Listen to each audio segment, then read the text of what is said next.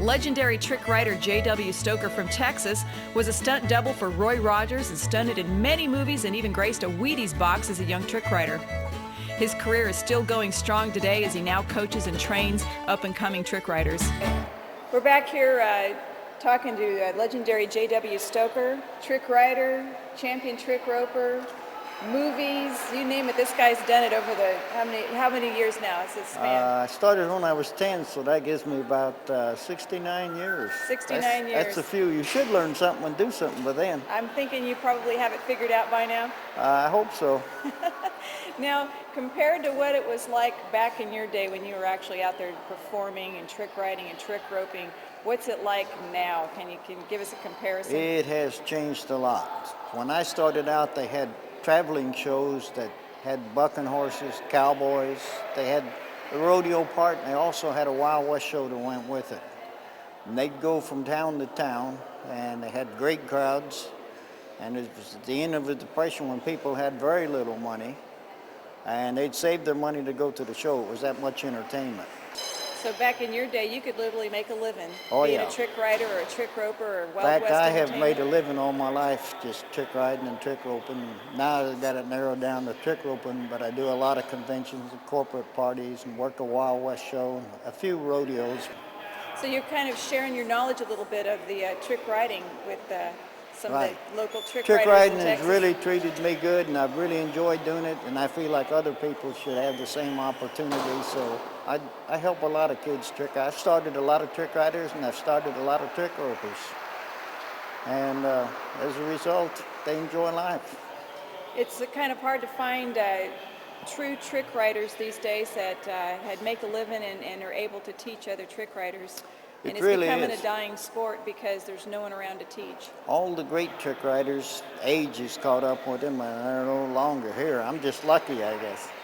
And you just can't see a trick rider and say, that's the trick I'm going to do, because you've got to know the holds, you've got to know the strap adjustment, you've got to know whether you kick into it real hard or ease into it.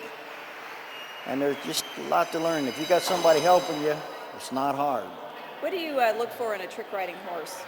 I look for one with a lot of color to start with, a good head, and a size.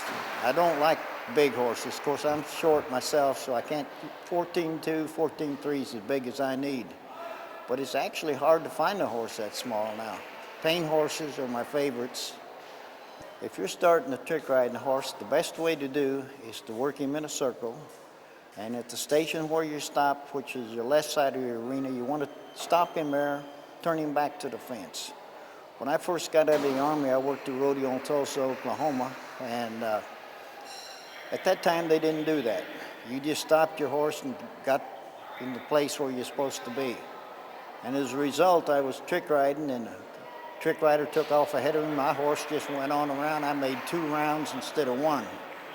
And that taught me right quick that you needed to turn them to the fence, because if they know they're going to have to turn back, they'll stop. And it gives you better control, and you know what you can do a trick at the last minute and be high in the air and where your horse is going to be. But if you're high in the air and you don't know whether you're going to stop or go around again, it can get kind of hairy, I guess you'd say. But you need to just take your horse, work him in the pattern, slow canter to start with, shift your weight, get him where he'll carry your weight. And another thing that really helps is to have somebody when you first start doing groundwork, because when you jump off of a horse, they want to protect you and they'll stop.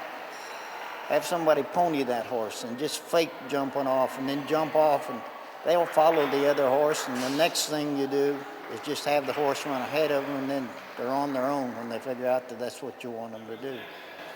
I know that your trick riding horse is under its own control, and when you're in your trick, you have no say-so in the matter, and you have to depend on that horse. And I noticed in the trick riding competition, the horses were kind of having a tendency to cut those corners. Any advice on training that horse to hug the rail a little bit better? Just practice them a lot, but what makes them hug the corner is they get sore and tired. You know, like the first performance, they didn't cut the corner near as bad here, if you notice, but today they cut it bad, all of them. And it's just because they're sore and they want to take an easier route. But if the end tape man stands there like he's not going to move, it really helps. and at the last minute to step aside if he has to keep from being hit.